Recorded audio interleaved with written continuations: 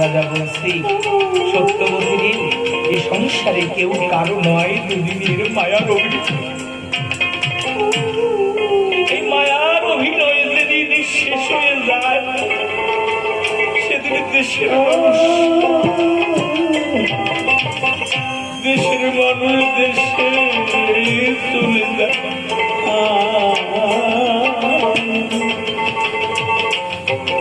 তাছাড়া কি জানিস, এই তরির ভরসা কখন ডুবে যাবে কেউ বলতে পারে।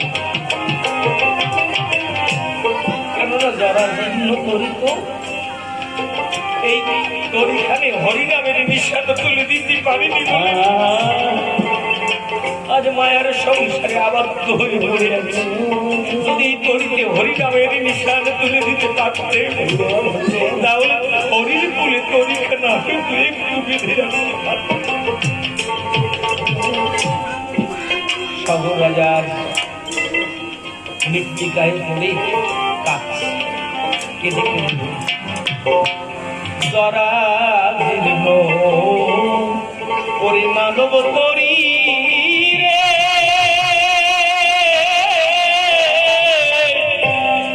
ওরে তরিতে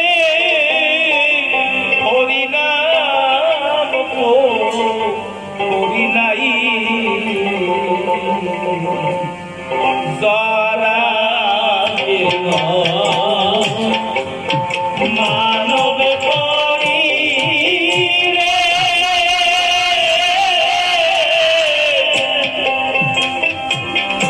ওরে তরিতে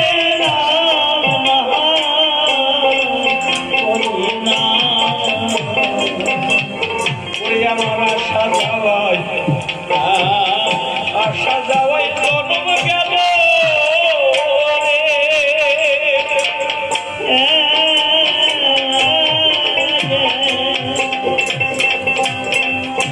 আমার যেটাকে ভালো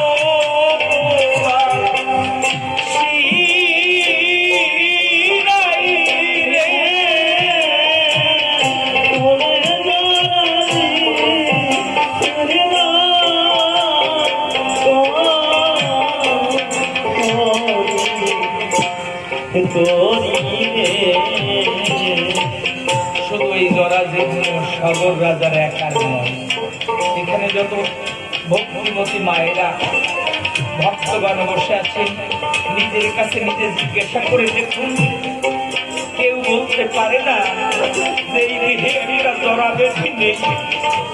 সকলের মধ্যে একটা রোগ আশ্রয় করে আছে, ওটাকে উপলক্ষ করে একদিন দেশের মানুষ মায়ার সংসারে ছেড়ে অন্যের মতো হৃদয় নিয়ে পাখি উড়ে যাবে।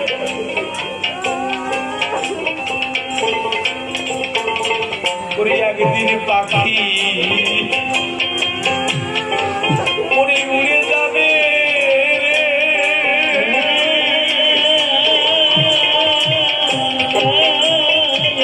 শূন্য খাতা রইবে শুধু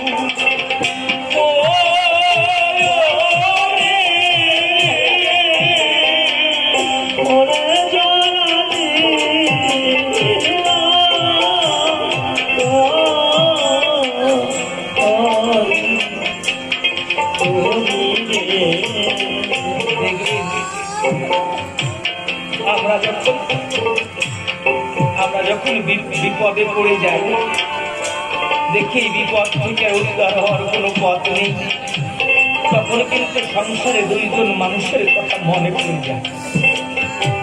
যখন বিপদে পড়ে যায় মানুষ, তখন কিন্তু দুইজন মানুষের কথা মনে পড়ে যায়। কে? একজন হলো মা আর একজন হলো বাবা।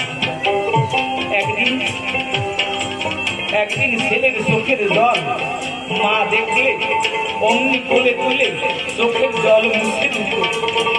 আজ যখন মাতা পিতা হারা হয়েছে, মা বাবার কেউ বেঁচে নেই, এখন ওই চোখের জল মুছাবার মতো বাধ্য সংসারে কেউ নেই। কিন্তু তাদের কথা কিন্তু জীবনে ভোলা যায় না। এই দেহটা যতদিন ততদিন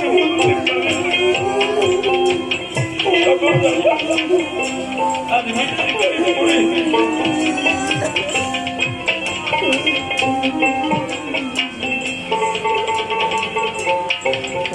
মাতা হারা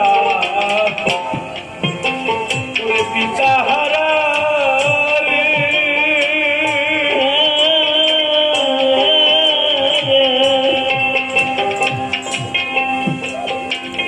ব্যথার বেথি কেউ নাই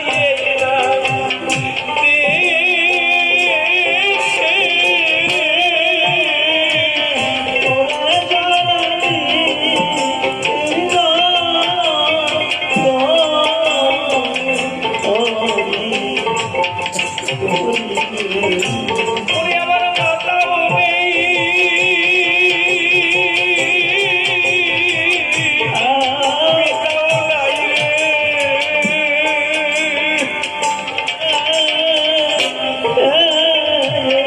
ওরে আমার বান্ধব কেউ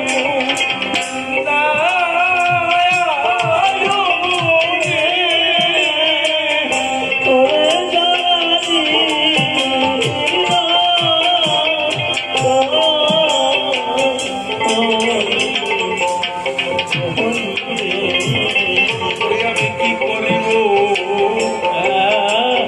ওরে কোথায় যাব রে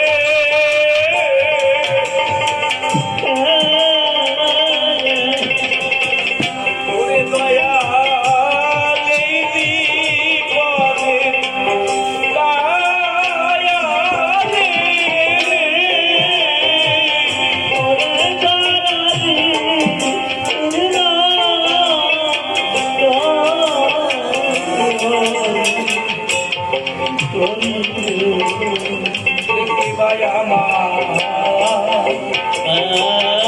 ভাই আমার বান্ধব হবে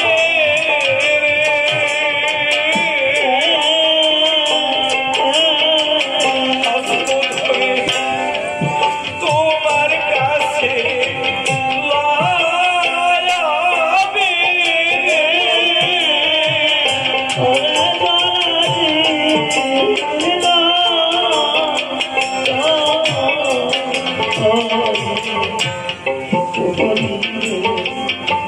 সকল হারিয়ে বসে আছি তোমার মূলে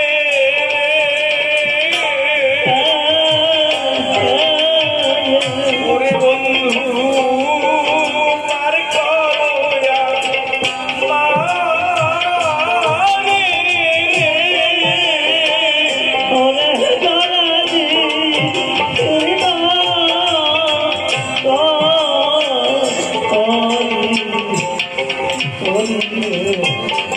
সর্বহারা ওরে পথিকানি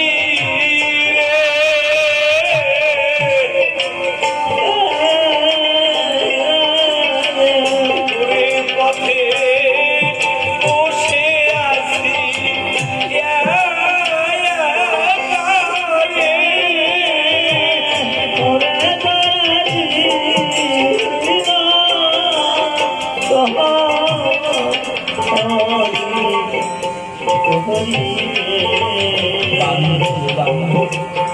আমার নাই করি আমি দিন ভিখারি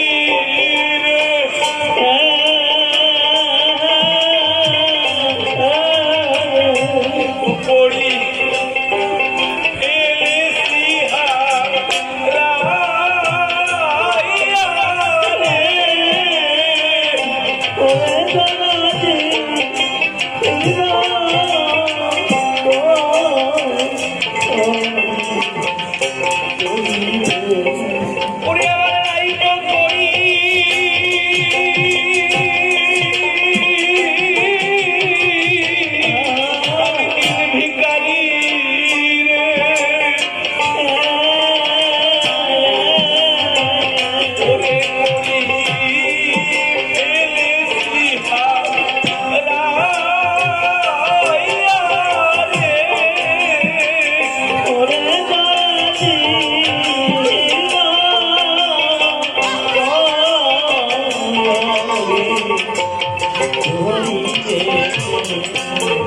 তুমি পার করো পার করো মাঝি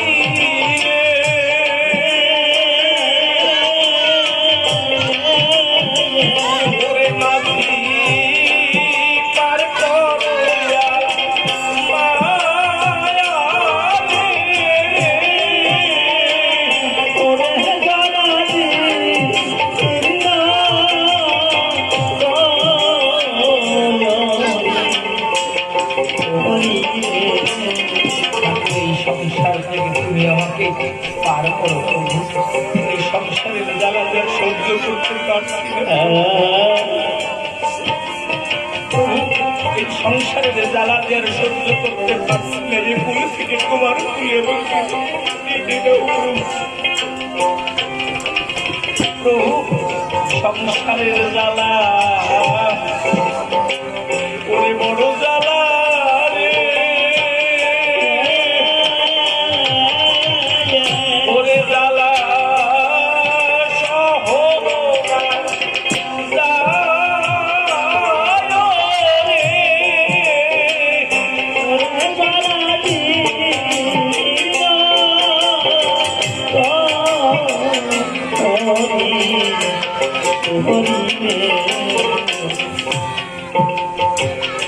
সকল কিছু যখন হারিয়ে যায় আর এই তরিতে যখন আর কিছু থাকে না তখন কিন্তু মুখ থেকে এই কথাটা বের হয়। একদিন বাহুতে শক্তি ছিল, একদিন দুটা চরণে শক্তি ছিল। এই সংগ্রাম থেকে হয়তো আপনি 50 কিলো একটা ধানের বস্তা একা একা দুই হাতে উঠিয়ে মাথায় করে নিয়ে বুধবারে পাখানজোড়ের বাজারে চলে যেতেন। সেদিন দেহটা সবল ছিল, দুটি চোখে দূর থেকে কেউ গেলে আপনি বলে দিতে নমুক যাচ্ছে। কিন্তু আজ আজ দুখানা হস্ত নিস্তেজ হয়ে যাচ্ছে নিজের দিন, দুখানা চরণ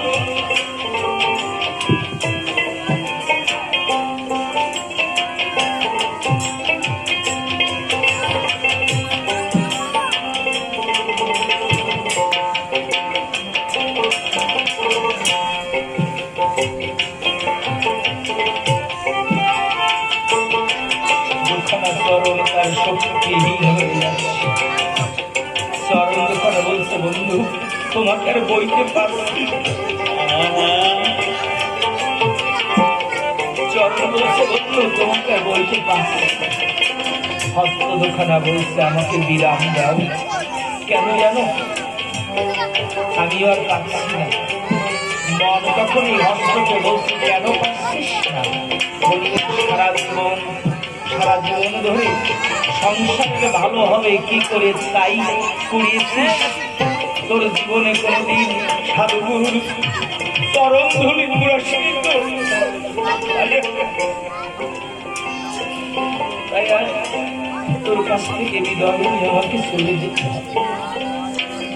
দুটি নয়ন বলছে মন রে আমাকেও ছেড়ে দিয়ে আমি চলে যাই, আমাকে ছেড়ে দিই।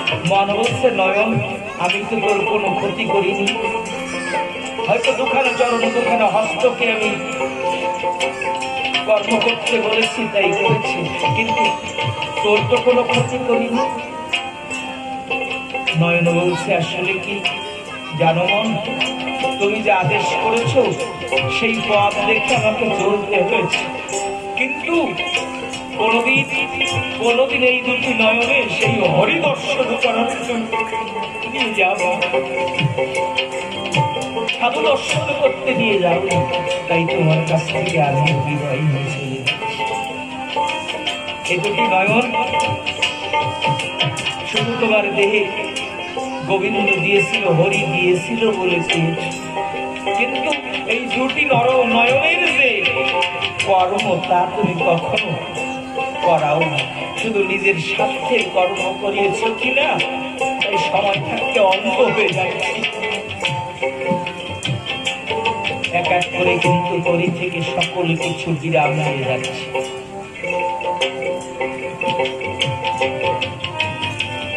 আগে যে কটা অন্ন জল সেবা করতেন, আজ তার 4 ভাগের 1 ভাগও সেবা করতে পারছেন না। কেন? কেন? তখন আশা ছিল কিছুদিন বাঁচবে, এখন আর নিজের উপরে নিজের ভরসা নেই। কখন এই শ্বাসকষ্ট বন্ধ হয়ে গেলে হরিণ দেশের পাখি হরিণ দিতে চলে যাবে।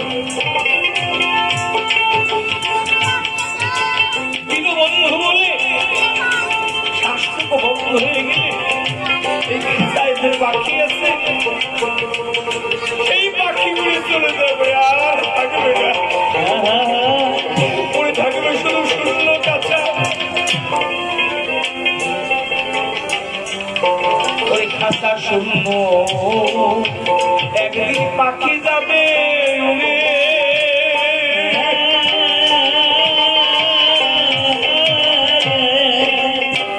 সেদিন খাঁচা থাকবে এই পাখিকে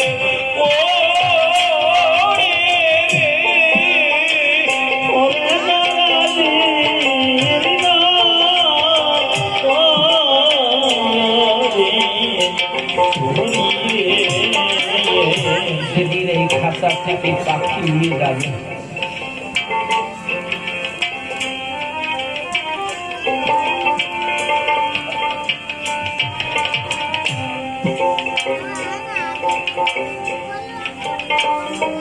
যেদিন এই খাঁচা থেকে পাখি উড়ে যাবে সেদিন কিন্তু খালি দেহটাই থাকবে, খালি খাঁচাটাই থাকবে।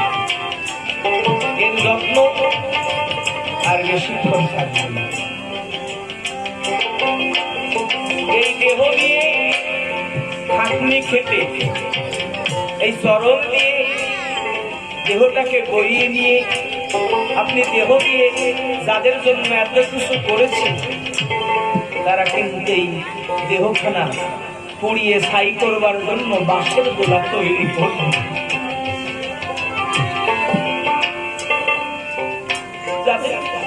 যাদের বুকে হাসি ফোটাবার জন্য এত কিছু করলেন সারা জীবনে, খাঁচা যখন উড়ে যাবে, দুটি চোখ বন্ধ হয়ে গেলে তারা ওই ঘরের থেকে উঠানো তুলসী তলায় নিয়ে আসবে। তুলসী তলায় নিয়ে গ্রাম প্রতিবাসী আসার অপেক্ষা করবে। 2-4 জন এলেই বাঁশের দোলায় তৈরি করে হরিবোল বলে গড়িয়ে করে দিয়ে যায়।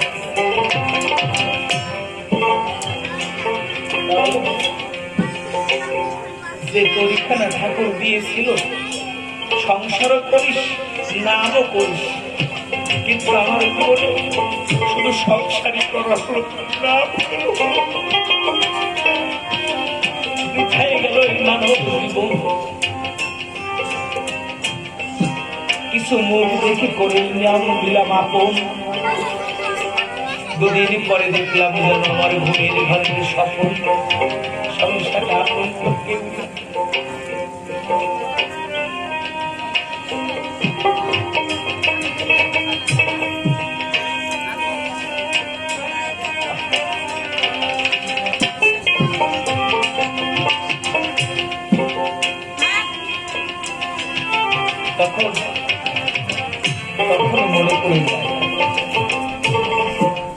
তখন মনে পড়ে যায় যে সংসারে কি বেচা কেনা করলাম, যে বেচা কেনা করতে এসেছিলাম কি বেচা কেনা করে ফিরে যাচ্ছি। আমার জীবনে লাভ হলো না লাভের জায়গায় আমি ঘাটা করে ফিরে যাচ্ছি। তখন মনে পড়ে যায় যখন আমার জীবনে থাকে না আর কোনো পথ, থাকে না কোনো উপায়, সেদিন সেই দিনটা কিন্তু দেহটা নিস্তেজ হয়ে পড়েছে। একা একা যেতে হবে, ওই কথা মনে পড়ে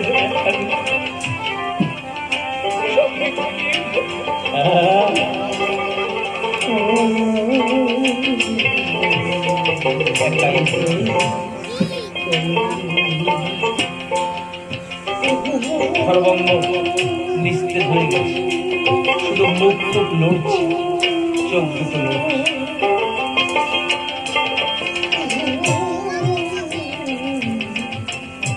মরণের সময় একটু 8 ঘন্টা আগে বাবা কি মা একদম ভালো হয়ে গেছে।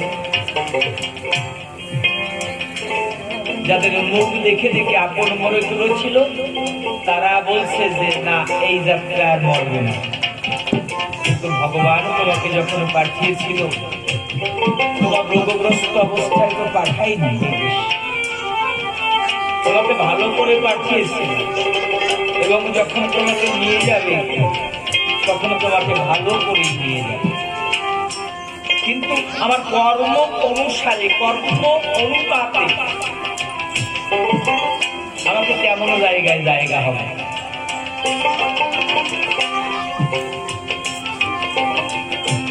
যার এই তরিখানা হরিনাম কৃষ্ণ নাম রাম নামের তরি, স্বজনে সাধু সঙ্গ মহাজনে তরিখানা পরিপূর্ণ করে নিয়েছে, তার তরি তেমন মানুষ নিয়ে যায়। আমি সারাটা জীবন অবকর্ম করলাম, জমের দুধ জমের 3 বর্ষে আমার শিওরে দাঁড়াবে। অজ্জল বর্ণ অঙ্গখানি তার ভারী রয়, মহিষ পৃষ্ঠে আরোহণ করে গলায় স্কন্ধে ডেকে বলে তোর আর নাই উপায়। এখনো মরিনি, কিন্তু চোখ বুঝে আছে, মরতে হবে, চলে যেতে হবে। দেখবেন মরার একটু আগে চোখের থেকে জল ছেড়ে দেয়, তখন পাশে যারা বসে থাকে তারা বলে কি মায়ের কান্না কান্না বলে না, যে মায়ের কান্না কান্দতে তখন তো তার জ্ঞান রহিত হয়ে যায়। কে ছেলে, কে মেয়ে, কে আত্মীয়, কে স্বজন, কাউকে চেনে না। তাহলে তার মায়া কি? কোন মায়ার কান্না। যখন এই 10টা ইন্দ্রিয় সকল কিছু নিস্তেজ হয়ে মরণের বিছানায় মরণ মুখে পতিত হয়ে থাকে, তখন ওই জমের দুধকে দেখে আর মাঝে মাঝে শিহরে উঠে। ছেলে বা মেয়ে পাশে থাকলে গায়ে বলে ও বা ও মা কি করছিস, কথা বলার শক্তি থাকে না। বড় বড় চোখ করে, অর্থাৎ বড় বড় চোখ করে জমের দুধ শিহরে দাঁড়িয়েছে, গদা স্কন্ধে রয়েছে। তো বলছে সংসারে এসে যে কর্ম করেছিস একটু পরে তোকে বন্ধন করে নিয়ে উচিত মতো তোর শাস্তি হবে। শাস্তির কথা যখন কয় মারের ভয়তে তখন চোখের জল এসে যায়। তখন নিজের ভিতরে নিজের প্রতি নিজের ঘৃণা হয় যে সংসারে এসে কি করলাম। তখন মনে পড়ে যায় আমি কি করিলাম, আমি কি করিলাম বেচা কেনা রে।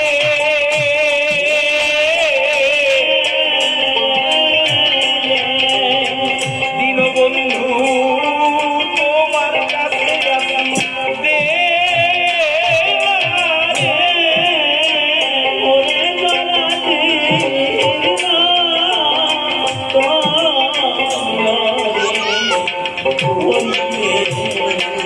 তখন মনে পড়ে যায় যে আমি দেনা রয়েছি, দেনা তো হয়ে আছে।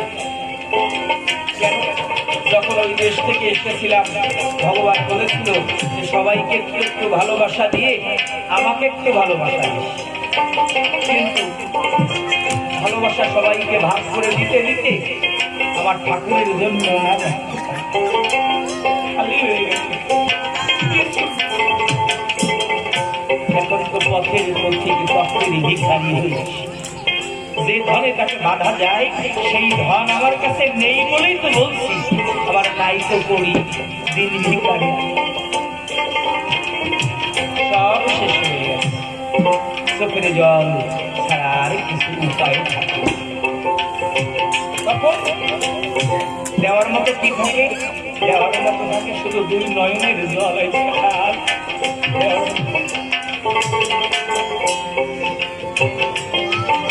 ভগবান কত দয়াবান, কত ভালোবাসে।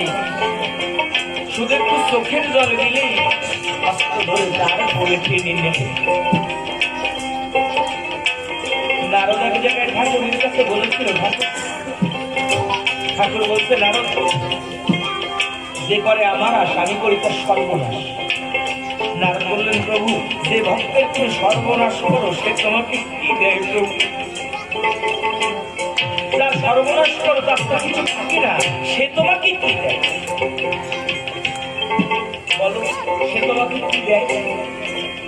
বললেন, আমি যার সর্বনাশ করি সে যদি আমাকে কিছু না দিতে পারে, অন্তত দিন অন্তে একবার দুটো তুলসীর পত্র তুলে আমার চরণে দিয়ে যেন বলে, দুটো তুলসীর পাতা জোগাড় করেছি, আর কিছু পাইলাম না, আমি তাতে সন্তুষ্ট হয়ে যাই। আমি তাতে সন্তুষ্ট হই না।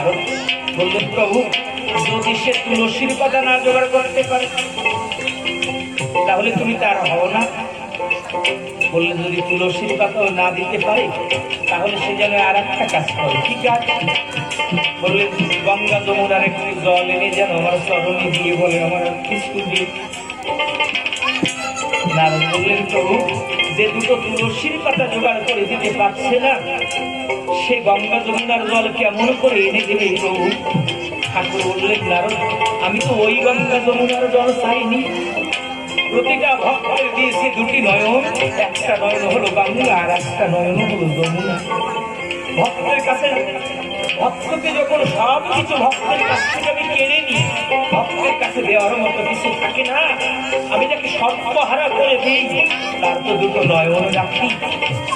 সেই ভক্ত যেন আমার চরণ তলে পড়ে বলে, প্রভু, দুই নয়নের জল ছেড়ে দিয়ে বলে, আমার কি আছে সম্বল, নাই কি কোনো বলবল রে,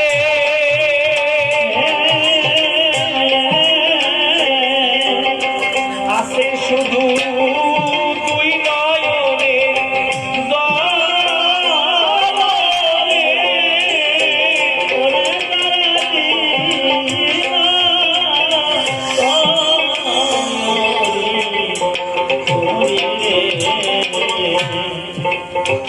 এই চোখের জল দিলে আমি ভক্তের বাধ্য হই ভক্তের ধারে গিয়ে দাঁড়াই। ভক্তের কিন্তু দেওয়ার মতো এই দুই চোখের জল ছাড়া আর কিছু থাকে।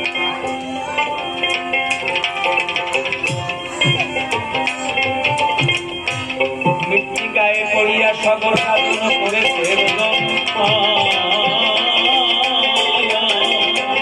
বলে, হৃদয় দাও, হৃদয় দাও, আমি গণ বাঁধে দাঁড়ি ওঠে নারীগণ।